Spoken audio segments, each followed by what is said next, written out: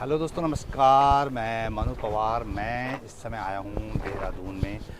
ये दून यूनिवर्सिटी का कैंपस है और देहरादून आने की वजह ये है कि यहाँ पे उत्तराखंड की स्थापना की जो रजत जयंती मनाई जा रही है, बड़ा जश्न चल रहा है। 25 साल हमारे राज्य को हो रहे हैं, तो उसका जश्न चल रहा है और बहुत सारे कार्यक्रम इसमें लगे हुए हैं। तो एक सम्मेलन में मुझे भी न्योता गया था, हालांकि मुझे लगा मैं क्या क्या करूँगा वहाँ पे जाके। एक प्रवासी उत्तराखंडी सम्मेलन है और उसमें बहुत सारे लोग आए हुए हैं। तो किसी ने जिद की कि नहीं, आप आ जाओ, सुनना है, लोगों को देखना है, बात करनी है। तो अच्छा, मुझे ये इंटरेस्ट था कि चलो यार, इस बहाने बहुत सारे लोगों से मुलाकात हो जाएगी, बात हो जाएगी। प्रवासी लोग क्या सोचते हैं अपने राज्य के बारे में, वो किस तरह मिस करते हैं अपने राज्य को, अपने पहाड़ों को, और वो क्या कुछ करने की सोच रहे हैं, उसके बारे में कुछ बात हो जाएगी। तो इस समारोह में अभी जो है मैं कोशिश करूँगा कि कुछ लोगों से बात हो जाए। तो ये जो प्रवासी उत्तराखंडी सम्मेलन है, ये हो रहा है देहरादून के दून यूनिवर्सिटी के कैंपस में। ऑडिटोरियम है यहाँ पे, और वहाँ जितने लोग आए हुए हैं वो कहाँ कहाँ से आए हैं, क्या सोच के आए हैं, क्या लेके यहाँ से जाएंगे, वो तमाम बातें करने के लिए तो मैंने सोचा कि चलो ये अच्छा मौका है, इस बहाने मुलाकात हो जाएगी लोगों से। तो वो इसलिए मैं आया हूँ और सीधे आपको सीधे बातचीत शुरू करता हूँ लोगों से जो आए हैं, जिनसे मैं संपर्क कर पाऊँगा। तो आप भी सुनिए। सर, अपना नाम बता दीजिए और कहाँ से आए हैं? मैं दिनेश खंडारी जी दिल्ली से आया हूँ जी। और मैं यहाँ पे इसी राज्य के जनपद रुद्रप्रयाग से हूँ। और ये प्रवासी उत्तराखंड सम्मेलन में आने का मेरा जो मेन मकसद है कि यहाँ पे मैं अपने इस 25 साल के पूरे होने पे कहीं पे ऐसा भी होता है कि हम कई लोगों से मिल नहीं पाते, और यहाँ पे सब लोगों से मेल मुलाकात होती है, जानकारियाँ मिलती हैं। और हम तो ये चाहते हैं कि किसी भी चीज़ का अप एंड डाउन करने से अच्छा है कि हम उसमें नया क्या कर सकते हैं, लोगों से मिलकर क्या नई प्लानिंग कर सकते हैं, उस विचार के साथ मैं यहाँ पे आया हूँ। और आप कुछ ऐसा, मतलब आप क्या शेयर करना चाहेंगे इस मौके पे? आप स्टेट के लिए आपके पास क्या सोच है, क्या चाहते हैं कि ऐसा होना चाहिए या ये किया जा सकता है? देखिए, इस राज्य में करने को बहुत कुछ है, और ये हमारा दुर्भाग्य है कि यहाँ पे ज़्यादातर लोग जो आउटसाइड उत्तराखंडी हैं वो ज़्यादा यहाँ पे काम कर रहे हैं और बहुत ही अच्छा कर रहे हैं। तो मेरा भी यही कहना है कि ज़्यादा से ज़्यादा हम लोग ही यहाँ पे अपनी भागीदारी करें, ज़्यादा से ज़्यादा यहाँ पे अपने, सबसे बड़े तो ये है कि अपने बच्चों को भी इस कल्चर में डालें जी, वो जो दूर होते जा रहे हैं। कहाँ से आए हैं आप लोग? मैं ओम प्रकाश भट्ट। हाँ जी। मूल रूप से जिला रुद्रप्रयाग रोणवल से हूँ जी। ग्राम मणगू। हाँ जी। और वर्तमान में हरियाणा अम्बाला में रंदू। अच्छा। और अपर विद्यालय से। अच्छा। और 1984 में उत्तराखंड भी पलायन करी थी। अच्छा। और आज मैं उत्तराखंड प्रकोष्ठ बीजेपी हरियाणा को पिछले 10 वर्ष से संयोजक हूँ। मैंने शुरुआत की है कि बॉम्बे से यहाँ आना, मुंबई से उत्तराखंड में आना बहुत मुश्किल काम है, लेकिन मैंने शुरुआत कर दी और मैंने देहरादून में घर बना दिया। तो यह है कि मैं लोगों को भी ये बोलता था कि जब मैंने किया, जब मैं कर सकता हूँ तो दोस्त हम कर सकते हैं ना सर। मुंबई में रहती है बाकी लोग?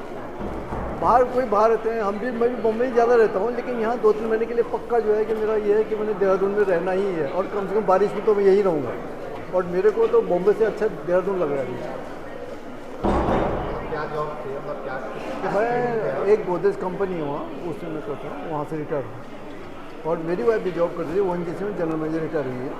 तो हम दोनों ने फिर सोचा कि यार it's better to go back. और मेरा सभी प्रवासियों से ये है कि रिटायरमेंट के बाद आप कम से कम अगर आप अपने गांव में जा सकते तो बहुत अच्छी बात है, यहीं भी आता हो तो कहीं देहरादून, कोट और पिथौरागढ़, रामनगर, कहीं भी आप घर बनाए और वहाँ पर एक आश्रम बनेंगे तो बच्चे भी आते रहेंगे। अभी मेरे बच्चों को भी इंटरेस्ट आ गया यहाँ, वो दुबई में रहते हैं लेकिन वो यहाँ आना चाहते हैं। तो ये हमारे कंसेप्ट है। वैसे आपका मूल कहाँ पड़ता है? मैं पौड़ी गढ़वाल के धुमा नैनाड़ा ब्लॉक के खुटरा गांव का रहने वाला हूँ और सब मैंने 10वीं गांव से की है। ये है और ये है कि मतलब शायद मेरी जनरेशन के लोग जो होंगे, हम 10वीं तक बिना चप्पलों के जूतों के स्कूल जाते थे। 3 किलोमीटर जूते थे और बर्फ़ गिरे हुए कुछ भी हो फिर भी हम वहाँ जाते थे, स्कूल में जाते थे। लेकिन हमने संघर्ष, मतलब मैंने पढ़ने में मैंने तो नहीं, लेकिन मेरे से जो मेरे बड़े भाई लोगों ने बहुत संघर्ष किया क्योंकि मेरे को उनका सपोर्ट मिला। इसके लिए हमको ज़्यादा संघर्ष नहीं करना, ये था। एक बार नाम रिपीट कर दीजिए सर। मेरा नाम भगत सिंह बिष्ट है और मैं मुंबई से हूँ। प्रवासी उत्तराखंड सम्मेलन के अवसर पर, वैसे मेरा नाम था नहीं बोलने वालों में, ज़बरदस्ती रख दिया है। मैं आपको एक थोड़ा किस्सा बताता हूँ। आज से कोई 40-50 साल पुरानी बात है, तो मैं I was quite young, Ashutosh जी।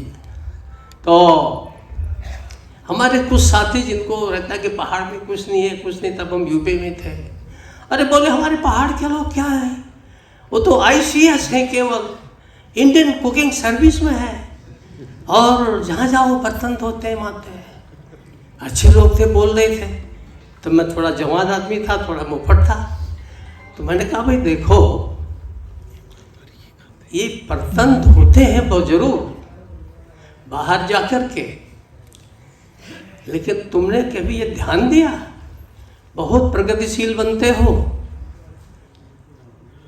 कि सारे देश में पहाड़ के आदमी की, घर के नौकर से लेके मुख्य सचिव तक उत्तराखंडी की ही प्रेफरेंस होती है। आप प्रवासी सम्मेलन में आए हैं, उत्तराखंड प्रवासी सम्मेलन में क्या मकसद है, क्या उद्देश्य आप?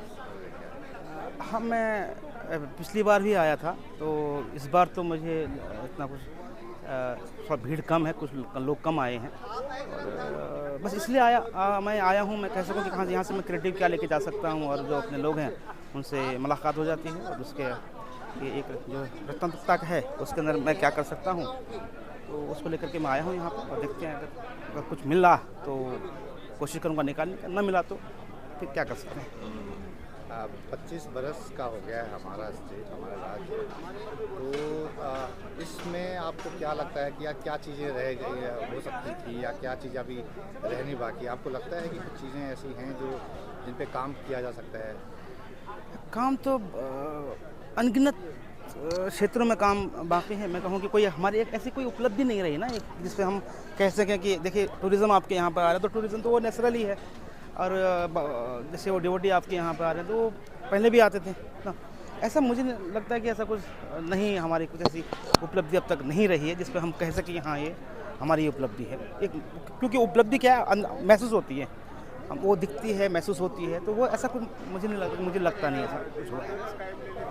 यहाँ पे जो मतलब सरकारें जो कह रही हैं, ये जो प्रचार हो रहा है जिस तरह का चीज़ें की इतना विकास हुआ है, आप सुन के आते हैं, लोगों से मिलते हैं, जगह जगह आप जा रहे हैं, लगातार आप बिज़ी हैं, इस बीच भी आप पूरे पहाड़ में, आपको कहीं मैच दिखता है जो कहा जा रहा है और जो दिख रहा है ज़मीन पर? नहीं, बहुत मिसमैच है। मैं कहूँ कि मैं परसों ही मैं इस तरह माल देवता की तरफ गया था। हमारे यहाँ पे छोटी गाड़ जिसको बोलते हैं हम, उस गाड़ आप यकीन मानेगा वो नदी से भी बड़े आकार में वो आई थी, और वहाँ पे जो चल रहा है अभी, वहाँ पे खुदान चल रहा है, रेती बजरी निकाल रहे हैं। फिर कल के दिन फिर वो ऊपर जो गांव है वो गांव भी नीचे आने वाले हैं। तो हमने वहाँ पे कुछ चर्चा भी की, भाई आप लोग ऐसा मत करिए कि जिससे कि यहाँ जो रह रहे लोगों के उन पर कुठाराघात हो, उससे आप बचिएगा। पर मुझे लगता है कि ये बहुत हम आगे निकल चुके हैं, और एक मैं ये कह सकता हूँ कि हाँ, दर्द से करहा रहा है उत्तराखंड, ये मैं कह सकता हूँ। सर पहले तो अपना नाम बताइए और आप कहाँ से आए हैं? मैं डॉक्टर अशोक बर्थवाल हूँ, मैं वीवर फेज 1 दिल्ली से आया हूँ। तो सर ये जो आप इसमें आए हैं प्रवासी उत्तराखंडी सम्मेलन में, क्या मकसद है ख़ास आपका यहाँ? मेरा इस सम्मेलन में आने का मकसद है उत्तराखंड की नीतियों को जानना, और उत्तराखंड की जो कहते हैं विकासवादी जो नीतियाँ हैं उसको जानना, और उसके आधार पर इसको प्रमोशन और प्रोपोगेट करना। वैसे आपका मूल कहाँ पड़ता है, गाँव का? मेरा गांव जो है डिस्ट्रिक्ट पौड़ी, तहसील कोटद्वार, इसके अंदर जो है देवी खाल पोस्ट ऑफिस है। मैं रूनी तल्ली का हूँ। अच्छा, तो आप कितने साल से बाहर है, मतलब पहाड़ से बाहर? जी, ऐसा है कि हमारी 3 पीढ़ियाँ जो है दिल्ली से बाहर हैं। मेरे जो ग्रैंडफादर थे वो बंगाल इंजीनियर्स में थे, उसके बाद वो रुड़की में सेटल हुए। हम लोग, पापा दिल्ली गवर्नमेंट में थे, हम लोग दिल्ली में सेटल हो गए। अच्छा अच्छा। तो पहाड़ में आप जड़ें ढूंढ रहे हैं, अपने लिंक ढूंढ रहे हैं, ऐसा चल रहा है आपका? ऑब्वियसली जब हम उत्तराखंड के हैं तो हमारे अंदर उत्तराखंड के प्रति जो एक अलग भाव तो रहेगा ही रहेगा। तो आना होता है गांव वाँव, या कोई रहता है कभी, या टूट गया है वहाँ से लिंक? सच बताऊं तो लगभग 30 साल तक मैं अपने गांव के अंदर 2 बार गया हूँ, लेकिन अब जो है साल में 1 बार मेरा जाना हो जाता है। आप अपना परिचय दे दीजिए पहले। मैं मनोज द्विवेदी, पौड़ी गढ़वाल रेंज, बिंतौल गाँव मेरा नाम, बिंतौल नाम है हमारे गांव का जी। और मुंबई में हम पहले से मुंबई से ही हैं, ठीक है। और अगर गढ़वाल बोलूँ तो इनकी कि हमारा सब कुछ तो ठीक है बंद है, लेकिन हम लोग फिर भी हर साल गाँव आना जाना रहेंगे। और हमारा जो प्लान चुनाव रीजन ये प्रावश्यक जो चल रहा ना कि कलायला जन बताया, हमारा जी बताया जो बीजे, तो बात सही थी। हम लोग भी कोशिश करना को। और मैं आज राइट नाउ मतलब अभी ये कहते हैं गढ़वाल भाषा मंडल मुंबई, ठीक है, उसका मैं महासचिव हूँ। और हमारा जो सपना है उत्तराखंड में ही कुछ ऐसा करना कि जैसे अभी बोल रहे अडोप्ट लेने के लिए, तो अगर हमारे साथ 97 ईयर ओल्ड हो चुकी है और 3 साल बाकी है। ये 3 सालों में हमें बहुत कुछ करना है और सरकार को बताना है कि हम भी उत्तराखंड में अपना क्या कर सकते हैं। तो प्रवासी उत्तराखंडी सम्मेलन में आए कुछ प्रवासियों की बात आपने सुनी। मैं सुबह से लेकर शाम तक वहाँ था, लेकिन बहुत ज़्यादा लोगों से कैमरे पर बात नहीं कर पाया। वैसे ऑफ कैमरा मैंने कई लोगों से बात की और मैं ये आंकने की कोशिश कर रहा था दरअसल कि इनसे कैमरे पर बात की जा सकती है या नहीं, लेकिन उनमें से कई लोग मुझे भेड़ चाल वाले लगे। तो बहरहाल इम्पोर्टेंट बात यह है कि ऐसे आयोजन की सार्थकता क्या है और इसका मकसद क्या है, इसका एजेंडा क्या है। प्रवासी उत्तराखंडी सम्मेलन के ज़रिए आखिर क्या अचीव की जाने की कोशिश की जा रही है। जिस तरह का ये प्रोग्राम डिज़ाइन किया गया था वो बहुत बोझिल था और मैं ये नहीं समझ पाया कि प्रवासियों को आपने क्या भाषण सुनने के लिए बुलाया था या सरकार की उपलब्धियां गिनाने के लिए बुलाया था। इतना लंबा वक्त सरकारी भाषणों में चला गया। जो प्रोग्राम शेड्यूल था उसमें 5-5 मिनट बोलने के लिए रखे गए थे हर स्पीकर के, लेकिन जिसके मुंह के सामने एक बार माइक आ गया भाई साहब, उसने छोड़ा ही नहीं। और वो प्रवासी इतनी दूर से जो आए थे, जो कुछ कर रहे हैं या कहना चाहते हैं, उनकी स्टोरीज सुनी जानी चाहिए थे, उनके आइडियाज़ सुने जाने चाहिए थे, उनसे खुले मंच पर इंटरेक्शन होना चाहिए था, सवाल जवाब होने चाहिए थे। अपने राज्य के हित के लिए उनके पास क्या आइडियाज़ हैं उनसे पूछा जाता, उन्हें नोट किया जाता है और अगर काम के आइडियाज़ लगते तो उन पर काम आगे बढ़ाया जा सकता था, ये हम मान सकते हैं। लेकिन हुआ क्या कि प्रोग्राम में जो थोड़ा बहुत टाइम मिला उसमें कुछ चुनिंदा प्रवासियों को बोलने के लिए इस शर्त पर बुलाया गया कि सिर्फ 2-2 मिनट में अपनी बात ख़त्म करें। अब मेरी समझ में नहीं आया कि इस आयोजन का नाम ही प्रवासी उत्तराखंडी सम्मेलन है, जो पहाड़ी प्रवासी इतनी दूर से आपसे कुछ शेयर करने आया है, उसको देने के लिए आपके पास समय ही नहीं, तो फिर बुलाए क्यों। और मुझे तो लगता है कि भेड़ चाल के बजाय बिना किसी राजनीतिक दुराग्रह के उन प्रवासियों को बुला लेना चाहिए था जो कि वाकई सीरियस लोग हैं, अचीवर्स हैं, जिनके पास विचार हैं, आइडियाज़ हैं। भीड़ चाल से कुछ हासिल थोड़ा ही होगा। इससे तो सिर्फ इतना होगा कि आप अपने कुछ लोगों को तुष्ट कर लेंगे, वो गदगद हो जाएंगे कि सीएम साहब से मिलने का उनको मौका मिला, उनके साथ सेल्फी खिंचवाने का मौका मिला, लेकिन इससे राज्य का तो भला नहीं होगा। मैं तो पहली बार इस आयोजन का हिस्सा बना, लेकिन पक गया। तो उम्मीद है कि सरकार में अगर कोई सोचने विचारने वाले लोग बैठे हैं, संवेदनशील लोग बैठे हैं, राज्य के सरोकारों को लेकर सोचने वाले लोग बैठे हैं, तो वो ज़रूर इस प्रवासी उत्तराखंडी सम्मेलन की समीक्षा करें खुले दिल से।